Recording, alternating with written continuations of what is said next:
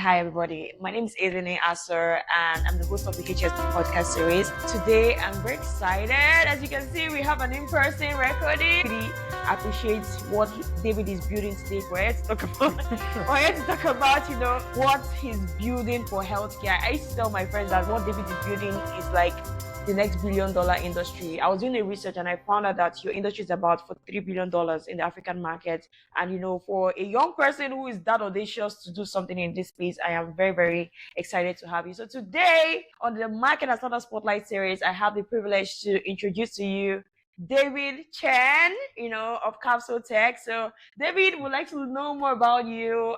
Who is David Chen in general? Who are you? So you said something about being audacious. Yes. I also think a little bit crazy. I think you have to be a bit crazy to be a founder. But to introduce myself, I'm David Chen. I'm one of the co-founders of Kapsule. I'll give you the Kapsule spiel very quickly. We are a leading health data aggregating company in Africa. So we combine data from a mixture of hospitals, insurers, pharmacies, and digital health platforms, currently across 16 countries.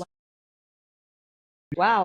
Yeah, for over 17,000 health facilities. And that gives us a data set of over 70 million health records across our network. I actually underestimated what you're building. I actually thought it was just 9 countries, but now you said 16 countries. Wow, Yeah. we need to... We need to update our materials. Oh my God. We're waiting for our next big milestone so that we can just do a big... But how long have you been building Kapsule Tech, though? That's a complicated question. So technically from 2020, as COVID shut down the world, I was in a very lucky position where my previous company I was working for was recently acquired by private equity. I had a lot of money and the world is closing down.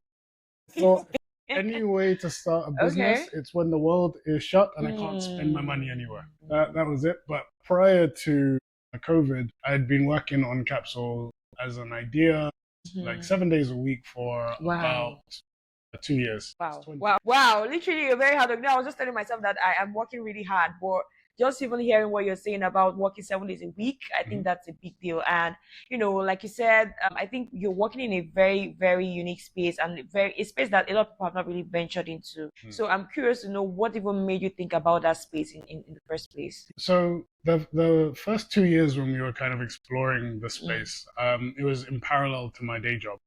And it became like an obsession. So I do my 9 to 6 and then I do my 6 to 10. Wow. And then I'll go to bed around midnight. And yeah, I think first it was really to understand the space because there was a premise that we were working off of that we needed to prove was true.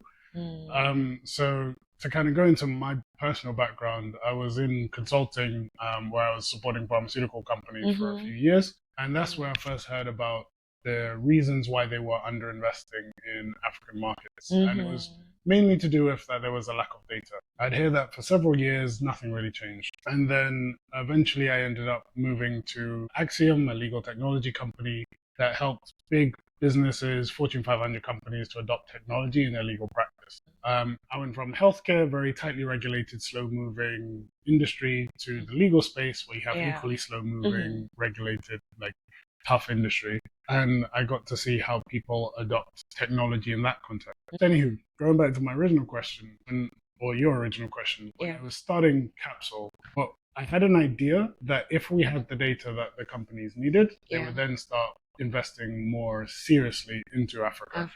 But in order to do that, you have to prove that idea. That 2 years was us going through all of the reports, meeting people, pitching to different pharmaceutical companies and speaking to different people just to find out, is there a there? Like, if we had to really figure out, is there something behind that intuition?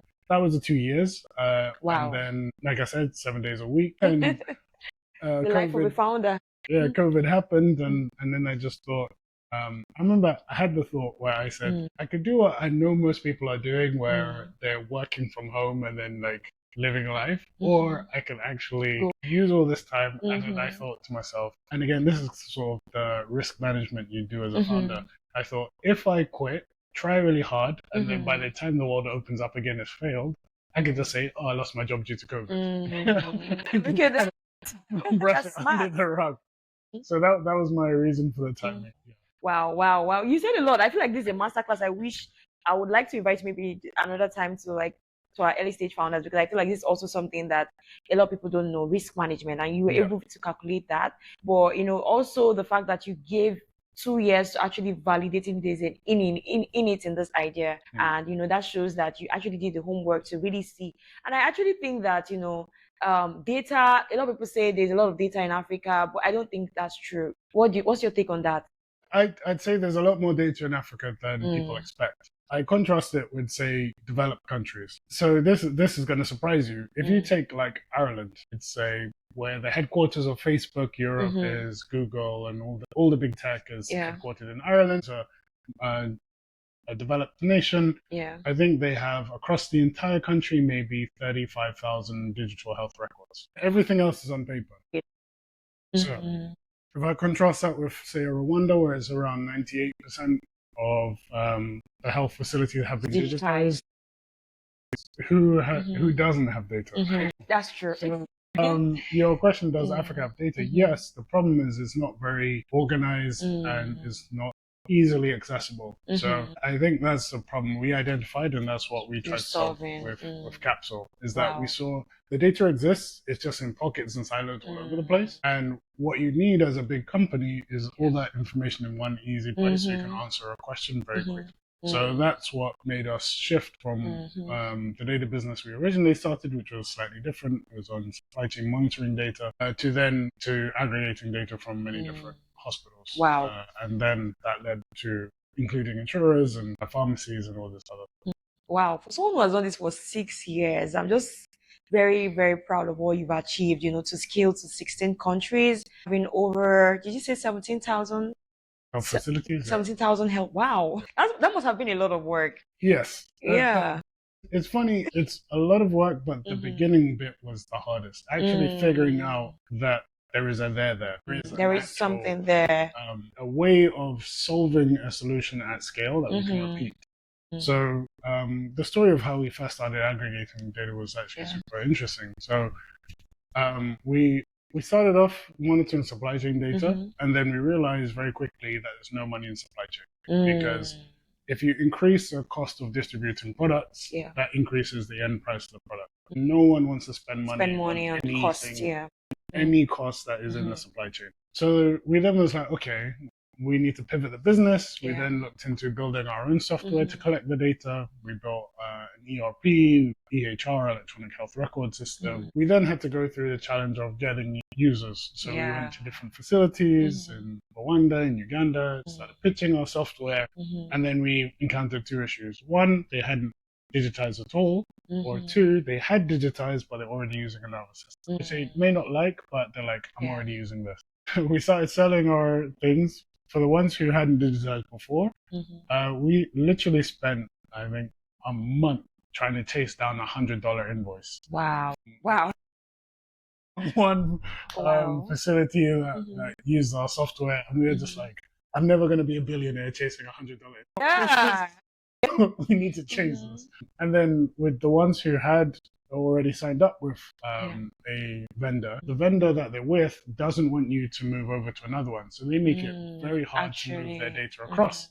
So then our team had to reverse engineer how all these different software built themselves so that we can get the data out, migrate it to us, and then they can continue using us. Wow.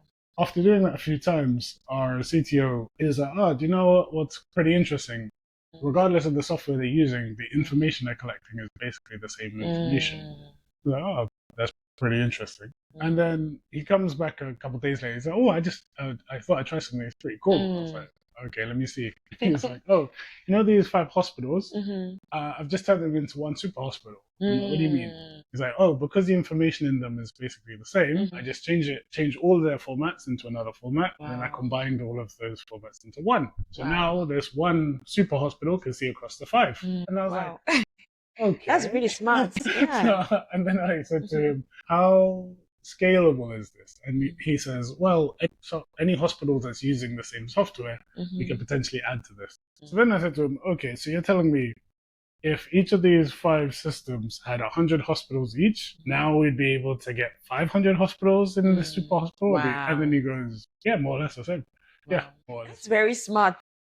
Then I was like, That's actually guys, very smart. changing the business. You We are pivoting to this. You guys are literally becoming billionaires because I feel like having data for like over 17,000 facilities, it's actually data is now the new oil, like they say. I, Or what do you think I'm about going to that? come back to Okay. that thought because Mm-hmm. while I used to agree with it, I've evolved it a little bit over Mm. time. But Mm-hmm. yeah, what we saw is that, okay, there's a way of getting data at scale, which you Mm. can then start answering questions from, which is the Mm-hmm. ingredient that we were looking for Yeah. to solve the problems that we were hearing from Mm-hmm. pharmaceutical companies. So if I was to summarize that whole early arc, I'd say, of our lives, it Mm. was finding out what the problem is from the customer, with the Yeah. customer being a large company. And then we were doing loads of mini experiments to figure out, okay, which approach will address this problem that Mm. we only have to figure out how to do it once, and then Mm-hmm. we run the machine again, and then it can continually answer the The question question. or address the need Mm. of this one Mm. customer type. And then I think once we found that, that's when we was like, okay, time to go Mm. Hard. to go hard to supercharge it. But yeah, and then that's kind of what led That's been a journey, actually. Just saying this in few words, but I'm sure it has been a long journey. You guys sitting down, thinking, rethinking. I love what you said about reiterating, finding where there was no business in that idea. Initial one of analyzing supply chain data, and then you guys had to pivot. I think that's really smart because I feel like a lot of founders get stuck that, oh, this is a problem, but if you're not making money from it, it's 100, like you said, this is $100 bill.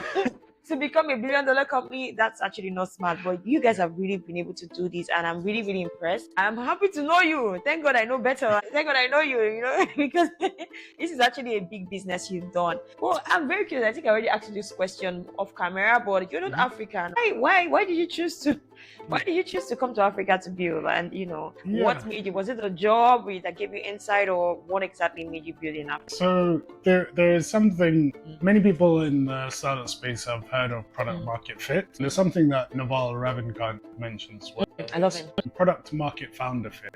Just to go into a little bit of who I am from a personal aspect, more it will tell you how these small ingredients added to me being the right person to do this business. Mm-hmm. So I was raised in a household which is like multi-ethnic, multiracial. I have Chinese heritage, I have Indian heritage, from the Caribbean, and Oh, also that's cool. from my great grandfather is from Nigeria. Wow. It was all of these You have all the genes.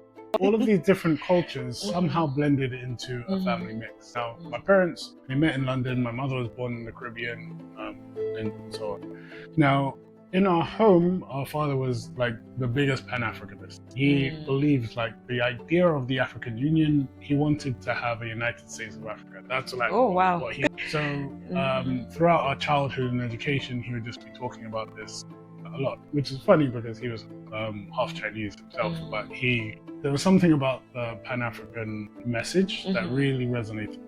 Yeah.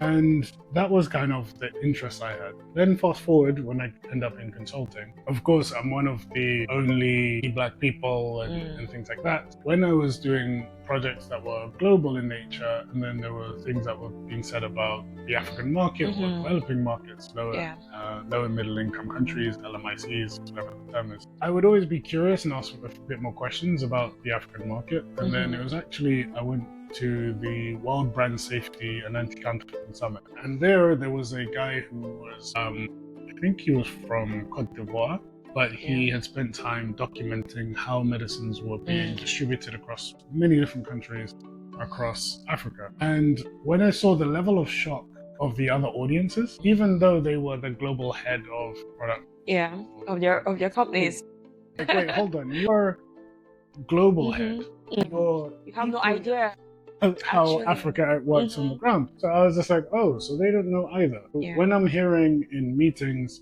that Africa is going to be significant at some point in the future, the growing population, growing middle class, all of these things, I just realized that there's nothing's going to change to make them actually act if someone reporting on what's happening on the ground has no idea. The person who's in theory in charge of it on a global level. So then there was that component. And then after working in Axiom and seeing how the technology can be adopted by large companies, that then showed me the blueprint of this is how you get big, slow companies to adopt technology. So then I was just like, okay, I have like an inbuilt personal mission to help improve the African continent. I've had exposure to the African continent as well as the customers as well, and how they think and how often blind they could be to the African context. And then now I've seen how to take them on a journey from no innovation to some innovation. So those three pieces together, I was like, okay, I can put them together. And that's where I ended up pursuing that. And then I think one of the realities that every founder has to face is that when investors are backing you, they're backing you as a person. So you need to figure out how are you as a individual uniquely positioned to have an outsized advantage over everyone else in the market. And one thing about me is that I am very, very comfortable being in completely different cultural contexts. And it was something that my previous company had realized. They had sent me to Germany, to Switzerland, to Hong Kong, and all these things, because they realized, regardless of the room you stick me in, you're going to fit there. I will become friends. They're coming on. Yes, I love it. I will be able to come with some form of business relationship, and you throw me anywhere. So when you take all those ingredients together, when I'm communicating with the investors and they say, this guy, he's managed to have a little bit of a weird career, then funny enough, most investors are like risky people by nature. They love, like, they could have gone into investment banking or consulting and done that their whole lives as well. They also have that little bit of, I like oddballs, I like weirdos, I like people who are a little bit different. So meeting them with all of those things combined then allowed us to get the resources, and then once you have the resources, you can get the team. So I think what you've said is really, really very, very important, because I feel like your multicultural background has kind of played a role, because now you have a way of thinking differently than anybody, because some of us who are primed from Africa, we think that, oh, this is the way things should run. But because of that multicultural, it actually helped. But you said something that I found very, very interesting, and is the fact that, you also had that exposure and made you realize that this is a gap. I think people don't know, but one of the reasons why I started my podcast was because I worked on the global market access team. And, I was supporting 100. And I can tell you for free that nobody really knew a lot about the markets in Africa, because their products were not in those markets. Very little of their product were registered in some countries in Africa, like South Africa, because it's very developed. And I found it very, very sad to hear that a lot of global organizations do not even have understanding of local realities in the continent. And that was sort of why I started my podcast. That's just the truth. And it has evolved and made me really curious to learn. I'm on a mission to actually spotlight 297 global market, because I want to be an expert in global market. And that's why I try to engage with guests who are from different countries to really understand the market. What you just said about, making sure that we have a voice in the room and making sure that people really understand what the market is about and that's what your business is doing. I think that's really phenomenal. Yeah, and funny enough, I will probably talk to you more about this off camera, because sure. There's a lot of information there. But like, we've seen situations where even just making people visible. So the assumption is there's no one here in these countries with this disease, especially if it's a rare disease, and they don't have the money to pay for it. But then if you have the data to say, oh no, there is a captive audience in this location who have the disease that you have, and they have the capital long term to be able to pay for it, that then changes how the people in the boardrooms or in these different offices think about prioritizing one country over another. So that is a huge part. And I think what we're realizing with Kapsule, and this goes to one of the earlier points that you mentioned about data being the next oil, is... I'd like to hear your thoughts on that. Crude oil isn't very useful by itself. And I find data is exactly the same. In that you can't take crude oil out of the ground, you can't make roads out of it, you can't make plastic, you can't fuel your car, you can't fuel your jet. You need to refine it first, and then you have all of the different uses that you can find from crude oil. Data is almost the same, and that's what we realized, is that you need to, yes, we can get all of this information, but not all of it will be relevant to everyone all the time, because they're not going to pay for all of that. So you need to be able to extract the value from the data and then give it to the right person who knows what to do with it. But then like I mentioned earlier, my thinking has evolved a little bit, and this is more around the business model of health data, I think it needs to be more of a utility than a commodity. So I'll explain why. So oil as a commodity is priced globally. We can see it at the moment. It's April of 2026, and we're all seeing oil crisis in the Middle East. The reason why that's an issue is because oil is priced globally. So that means if you buy it from Qatar, or you buy it from Nigeria, or you buy it from it's the same price. Venezuela through the US controls, it's the same price. It's a commodity. However, with a commodity like that, you need it to be very, very tightly regulated and tightly controlled who has access to it. Because if we control who has access, we can drive and control the prices. And that's how data has been treated traditionally in businesses. You control as much data as you can, you release little bits, and then you have the highest possible price that you can charge for it.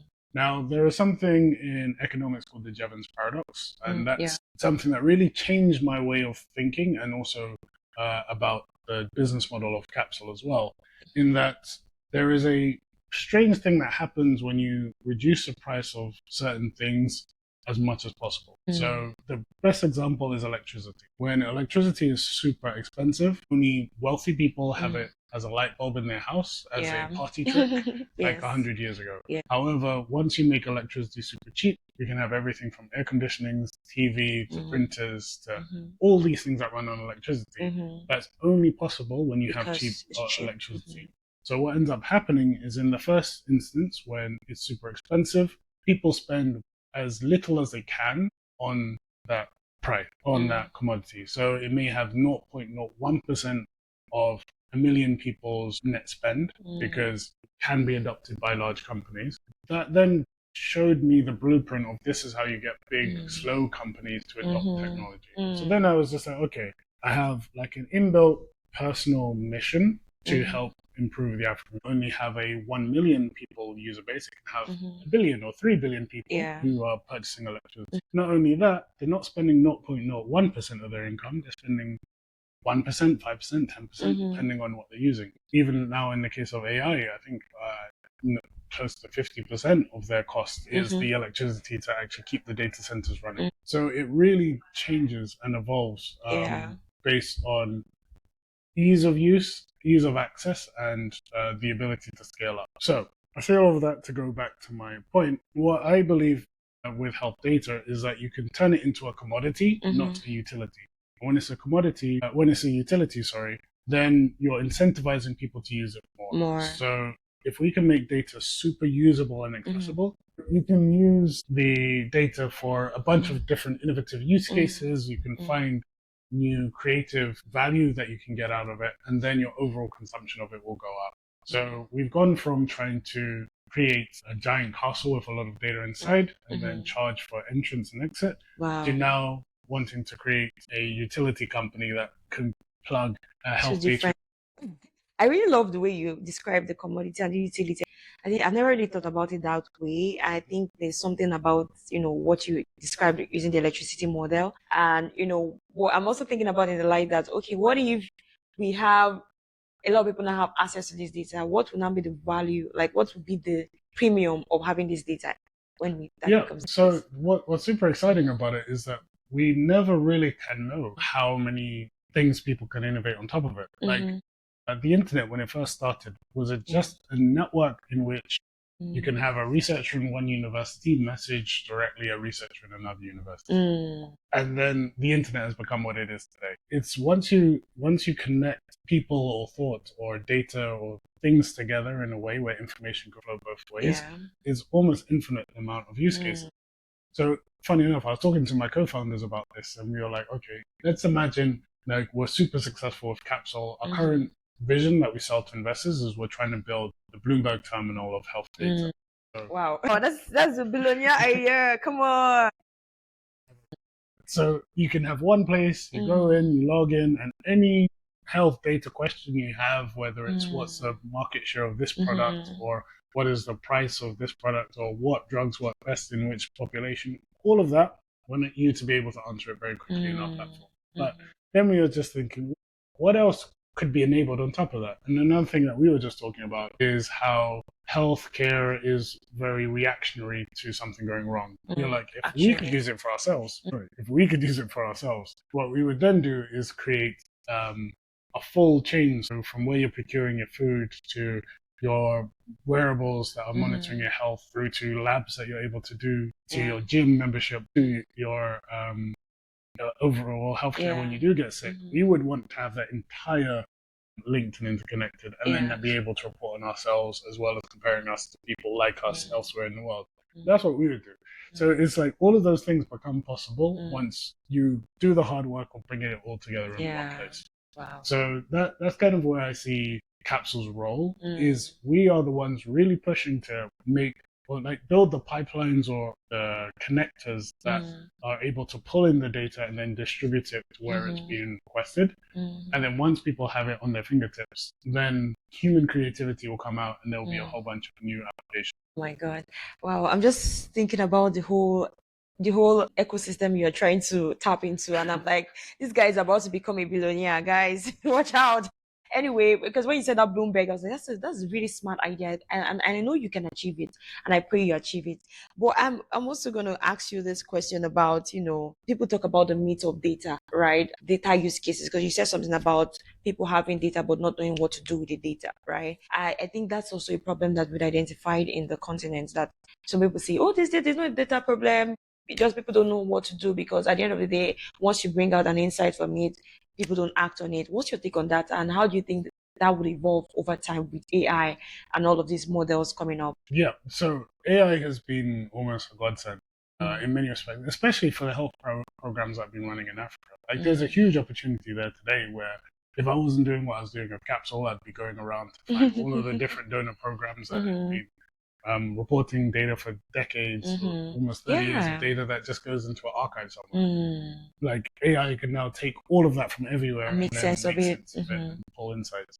But that aside, I think the problem of people not knowing what to do with the data is they don't actually understand the economics of data, if you will. The economics of how data is used. Now, the unfortunate thing of the data business of the past, of say the Googles, the Facebooks, etc., the challenge that they ended up revealing is how individuals can be exploited without their knowledge, and that's why all of the data protection laws and all those things came in. But I think if you take one step before that, you need to understand the economics of how their business works, before you then think, okay, this is how I'll use the data, etc. Now, what both Google, particularly Facebook actually, what Facebook learned particularly well is that people need information about other people to know what to sell them, or to know who to sell to. How can I get the best ROI for each marketing dollar? Now, Facebook was able to do that by monitoring everything that everyone's done, and then being able to say, okay, this is your profile of the type of person you are. I can get 1 million of these, and they will likely buy the same thing. And that's how they built their business. And I think with Kapsule, a lot of the time the commercials behind the desire for data is very similar. And I always say it falls into two categories. People either want to buy something, or people either want to sell something, or they want to research something. And if they want to research something, it's usually so that they can sell something. So when you have that in mind, you then have to think, what questions need to be asked in order to help someone research or to sell? And then once you understand that, then you can actually start applying a price to it. Now, I think in the case of data collection in Africa, the problem is you have it almost in reverse. So in a normal transaction, you would have someone, I have a problem to solve, I will pay you to solve the problem. But in Africa, because of how the donor economy works, or the funding or the aid economy has worked, it's prescribed. It's prescribed. So they're saying, I will give you money to do this. Answer this question. Now, they have their own reason for wanting to track that information, but that doesn't necessarily align with the need to sell something or to research something in a way that can lead to commercial activity. So it'll always be a one-time thing. Like the difference between a health program and someone seeking like holistic healthcare is like with a health program, when it's done, it's complete, work is done. You don't need to do anything else. With a human, it's always continuous. Yes. You may have a broken foot one day, or a sore throat the next, or a headache the next. Like, your needs will always evolve. Change. And the way the healthcare system ideally should be set up is in a way so that whenever any of those needs come up, you can then address it as they come up, and in the frequency, or you can get the resources so that it's proportional to the frequency in which the problem will arise. Whereas the way that things have been done traditionally is that you build all this infrastructure, you run a program, the program has a specific goal, you hit the goal, and then it's done. That's all, and you can't even change it. I think that's the problem that we had. We actually really need to redefine healthcare in Africa, because I feel like that prescription is not really helping matter, because like you said, you have to reiterate as a result of, you set out to set an objective for supply chain, but oftentimes with donor programs, you don't have that flexibility to pivot or to make those changes. And I think that's where we are missing it. But definitely, I think that, we need to really think about that data use. I had the opportunity to implement a program where we had to digitize pharmacies across, Nigeria. And I had this data sitting on my lap, and I was like, okay, aside from just presenting the data to government officials and, trying to develop strategies out of the insight I got from the data, I was always thinking about what more can I do with this data? What more can we do? I think there's a lot of data sitting for decades, right? Yep. That AI and, machine learning and probably what you're already doing can actually help to really, really do like a forecast or a, prospective study to say, okay, this is what has not worked based on this data. These are things we need to implement. That's why I'm very excited about what you're doing. And I think you're about to become a billionaire, though.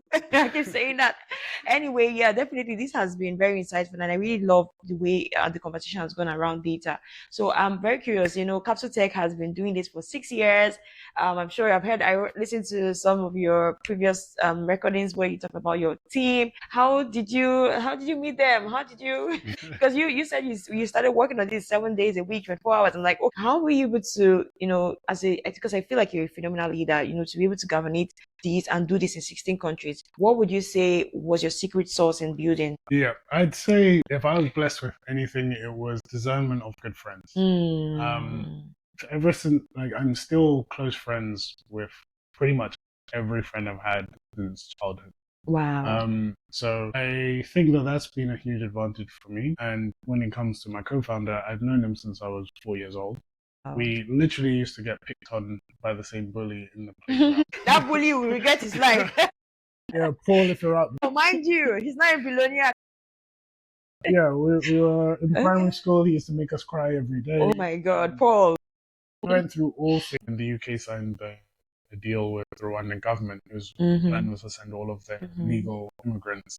So you had people thinking about the genocide, and then people thinking that's the place where we send the migrants. Like, why? That's crazy. That's actually very crazy. But actually, people said something that opportunities come like a water wave and something like that. You jump into it and you never know where it takes you. And I think that's what you did. I've had that situation in my own personal journey where I had to move, and even my movement in Rwanda was just a move of fate, and it actually worked out to my benefit. So we're about to wrap up this podcast, but I'm curious to learn, if you could do something else differently, what would you have done?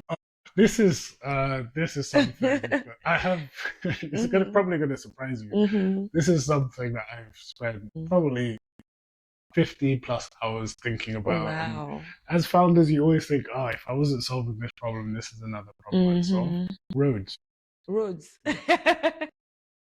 Okay. How does road got to do with data? That's actually... Yeah. So if I wasn't doing data, I'd be doing roads, because it's the choke point of everything. And when we think about intra-African trade, we think about movement of people, we think about everything, it's at the wrong roads. The roads are a lot of growth, I believe, where, for instance, you have some innovations which can turn plastic waste into roads, or it can turn other materials into roads. I've spent an obscene amount of time looking into material science and things like that, just for roads. That's very unique. I love it. That's actually very unique. I wasn't expecting that, but yeah, definitely. I think that infrastructure in Africa, no, I don't even think just Africa, even because everywhere the roads are bad, And I think, that's very unique. I never expected that from a founder who's tackling $1 billion, data lack of data industries. But that's Funnily enough, I feel like roads could be even bigger.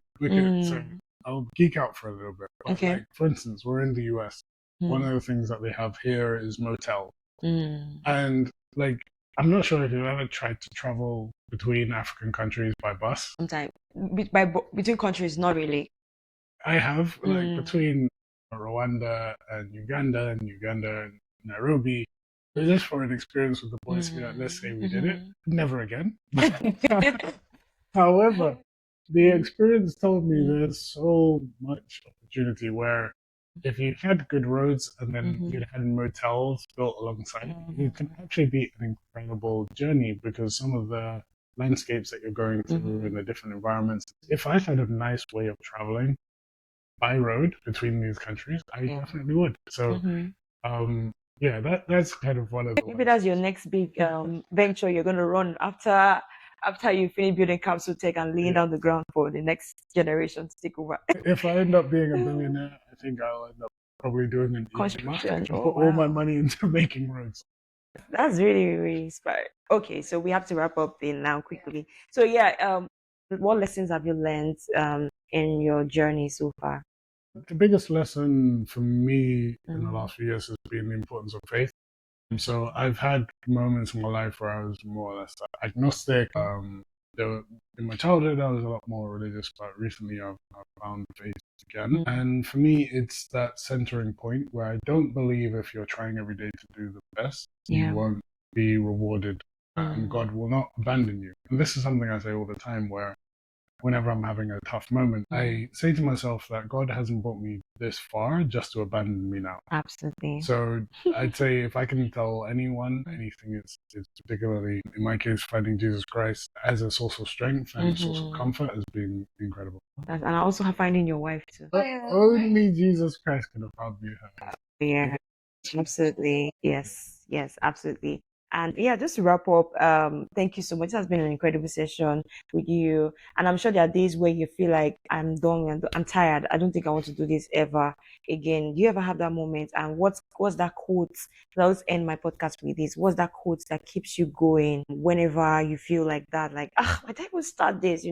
What keeps you going? There's a quote, which is actually the Kapsule motto, is from Charles Bukowski, the poet. And the line is, if you're going to try, go all the way, otherwise don't even start. Yourself and what's her name? She also said the same thing. Like, if I've got to do it, you've got to be the best in it. So. Yeah, if you're going to try, go all the way. And it's a commitment to be like, you know what? And funny enough, it was also when I met my wife as well. It's that mentality where it's better to not do anything half-assed and to not half-effort it or whatever. If you're going to do it, commit for the duration, for the difficulty, for the good times, for the bad. And this is just part of the journey. You're not going to get the view at the top of a mountain without the climb. You just need to embrace it. Wow, that's really, really inspiring. Well, we're about to wrap up the podcast. This has been a very insightful. I'm really, really glad to know you in person, first of all, because you're about to be the billionaire of the continent, because you are gathering data from 17,000 facilities and even trying to do more, 16 countries and over. How many patients you already have? The official numbers is 70. Wow. So guys, David here is about to be the next big thing in Africa's healthcare. He's building an infrastructure and also a system that galvanizes data from across the continents. And he's done this so well. I mean, David is a very audacious leader. He quit his high-paying consulting job, to pursue this foot. And like I said, he's in it for it and he's not going anywhere anytime soon. And I love that about you. And I'm really, really glad to meet you. Really, not just because of the podcast. I'm really glad to know you and to meet you and to know people who are actually moving the needle in the continent and not just talking about it. So so this is it. We've talked about the market in Rwanda and what Kapsule Tech is building. How can people meet you? Where do they find you? I'm most active on LinkedIn, so you will find me there. Are you raising fund anytime soon? Should the investors send you a message? Yeah, fun fact, we've never done outbound fundraising. Beyond the very earliest days, all of our investment has been inbound. Are you serious? Yeah, which is a weird thing to say. So I actually don't have much experience of doing a typical fundraising, but we will be announcing some good things. Our plan is to do our Series A in the next few months. Wow. That's actually very, very, very, how would I call it, new to hear that you've not raised funds so far like that way, and you've been able to do this in 16 countries. Wow. But it's because it's funny, we tried to fundraise the traditional way, but no one wanted to fund data. But anyway, this is David. He's someone that I'm very glad to know is the next generation builder in Africa's healthcare. And today we've talked about what it means to build for healthcare in Rwanda and Africa, and what he's doing with Kapsule Tech in terms of building data infrastructure for healthcare in Africa is super relevant, particularly in this time where we have AI and machine learning. The continent is still trying to figure its way around that. I think you should always reach out to him, because he has data for 75 million people, and so we can make sense about how, particularly also in this time where we have limited resources because funding closes and all, we really need to make decisions better, right? And having data to make these decisions is the way to go. So yeah, thank you so much. This is the HSB podcast series, and today I am with David Chen, the African who is now African, the non-African who is now African, building for Africans and also trying to innovate for, the next generation. So thank you so much, David, and thank you to the audience. It was really my pleasure meeting you and also knowing you in person. Thank you. Cut.